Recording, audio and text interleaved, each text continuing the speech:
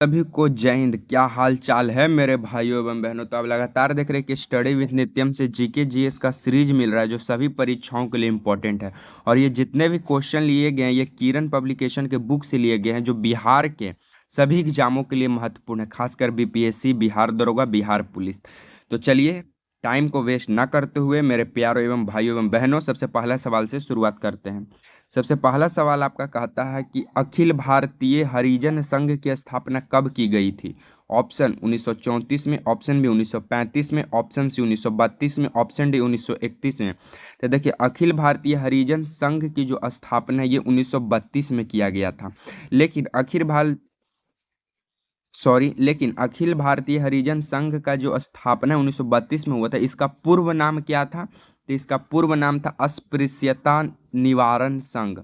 अस्पृश्यता अस्पृश्यता निवारण निवारण संघ था, इसका पूर्व नाम था।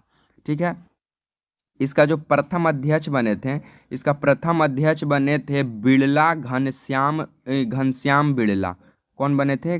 घनश्याम घनश्याम बिड़ला बने थे इसके पहले अध्यक्ष। तो पूछेगा कि अखिल भारतीय हरिजन संघ की स्थापना का पूर्व नाम था अस्पृश्यता निवारण संघ।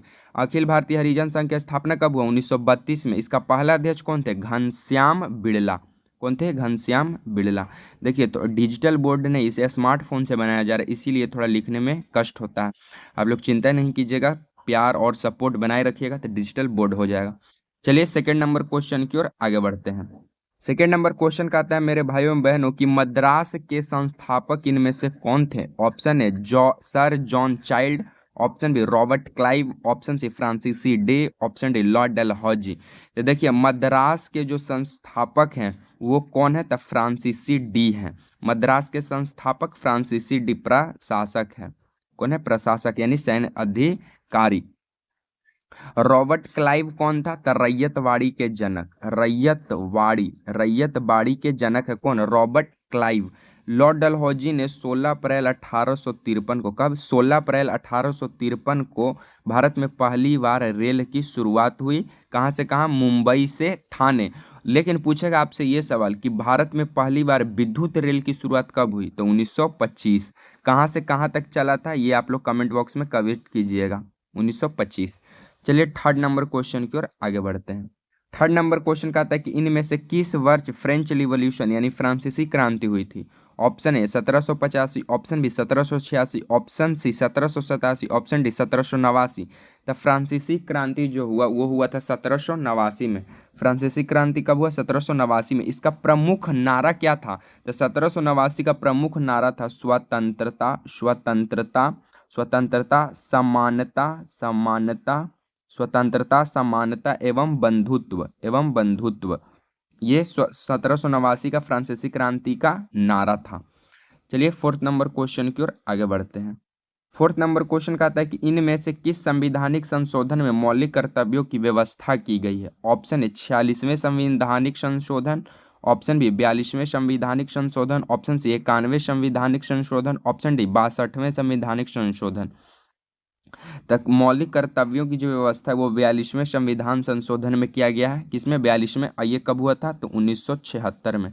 कब हुआ? 1976 में। तो मौलिक कर्तव्यों का 42वां संविधान संशोधन कब हुआ? 1976। चलिए फिफ्थ नंबर क्वेश्चन की ओर आगे बढ़ते हैं। फिफ्थ नंबर क्वेश्चन का आता है कि इनमें से किस दिन शौर्य दिवस मनाया जाता है।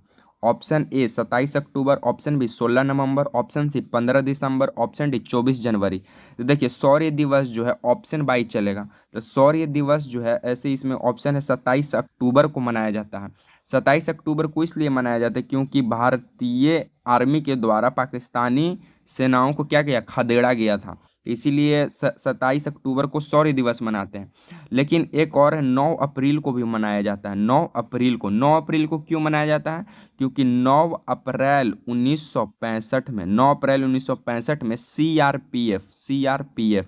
सीआरपीएफ के जवानों के द्वारा 34 पाकिस्तानी को क्या किया गया था? मौत के घाट उतार दिया गया था। हमारे उसमें 6 जवान शहीद हो गए थे। इसीलिए वो घटना 9 अप्रैल 1965 को हुआ था। 9 अप्रैल को होता है, इसलिए 9 अप्रैल को शौर्य दिवस मनाते हैं। लेकिन ऑप्शन में 9 अप्रैल है नहीं, 27 अक्टूबर है, तो 27 अक्टूबर भी हम लोग का सही आंसर है। चलिए 6 नंबर क्वेश्चन की ओर आगे बढ़ते हैं। 6 नंबर क्वेश्चन कहता है गीत गोविंद के लेखक इनमें से कौन थे? Option A Kalidas, option B Kabirdas, option C Ravidas, option D Jaidev. तो गीत गोविंद के जो लेखक हैं वो हैं जयदेव। गीत गोविंद के लेखक जयदेव। लेकिन जो कबीरदास की जो रचनाएं है वो किस में संग्रह होती थी? तो उसका नाम है बीजक। तो कबीरदास का बीजक रचना है, बीजक। कबीरदास जो भी रचना लिखते थे उसको बीजक में संग्रह किया जाता था। चलिए 7 नंबर क्वेश्चन की ओर आगे बढ़ते हैं।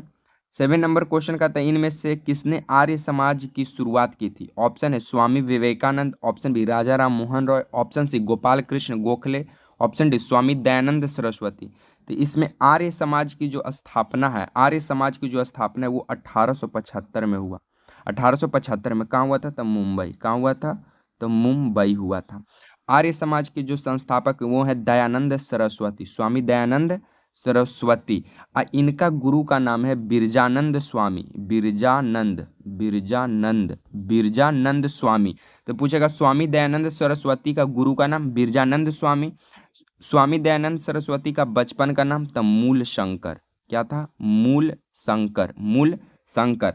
उसके बाद पूछेगा कि स्वराज का जन्मदाता कौन है? स्वराज, स्वराज का जन्मदाता कौन है? तो यही है कौन? स्वामी दयानंद सरस्वती। स्वामी विवेकानंद को तूफानी हिंदू कहा जाता है और 12 जनवरी को इन्हीं के जन्म दिवस के रूप में हम लोग युवा दिवस मनाते हैं। स्वामी विवेकानंद को। राजा राम मोहन रॉय भारत पुनर्जागरण के जनक और भारत में ब्रह्म समाज के संस्थापक हैं। गोपाल कृष्ण गोखले हमारे गांधी जी के राजनीतिक गुरु रहे हैं।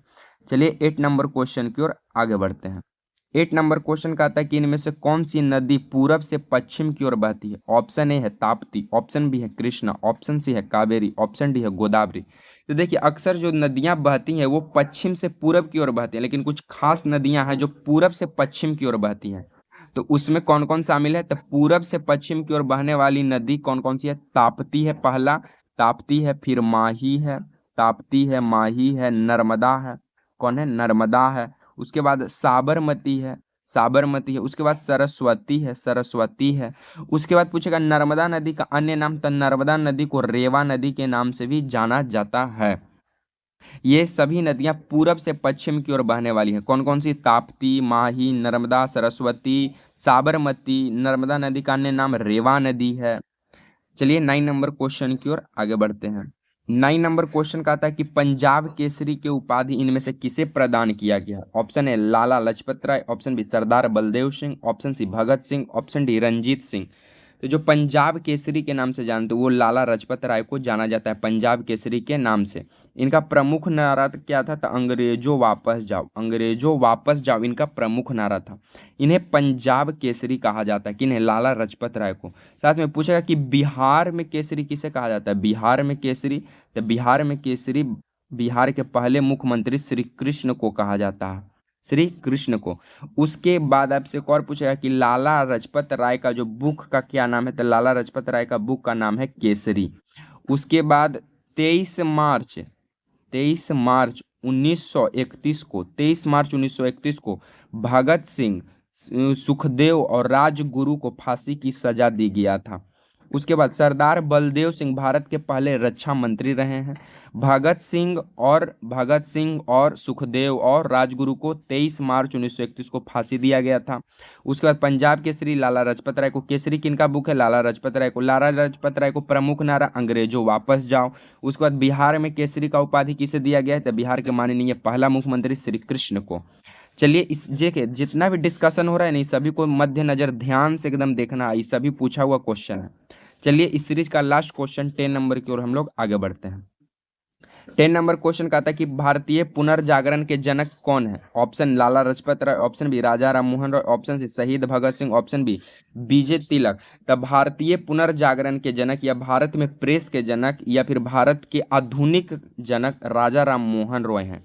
राजा राम मोहन रॉय का जो ये ब्रह्म समाज की स्थापना की ये किए थे 20 अगस्त 1828 को। कहाँ किए थे? कोलकाता में। तो राजा राम मोहन रॉय ब्रह्म समाज की स्थापना 20 अगस्त 1828 को करते हैं। इनका पत्रिका का नाम है संवाद कौमुदी, इनका पत्रिका का नाम है संवाद कौमुदी और मीरातुल अखबार, और मीरातुल मीरातुल अकबार। उसके बाद इनको राजा राम मोहन रॉय को राजा का उपाधि कौन दिया था? अकबर द्वितीय, अकबर द्वितीय दिया था। ये सब जितना भी डिस्कशन कर रहे हैं सभी को ध्यान से देखिएगा। इसी तरह आपको लगातार इस मेरे प्यारे यूट्यूब चैनल पर जीके जीएस का सीरीज मिलते रहेगा। अगर वीडियो पसंद आता है तो लाइक शेयर एंड सब्सक्राइब करना ना भूलें। और यहाँ पे जीएस और जीके का दमदार डिस्कशन किया जाता है। मिलेंगे नेक्स्ट वीडियो में, तब तक के लिए मेरे प्यारे एवं भाइयों को सभी को जय हिंद।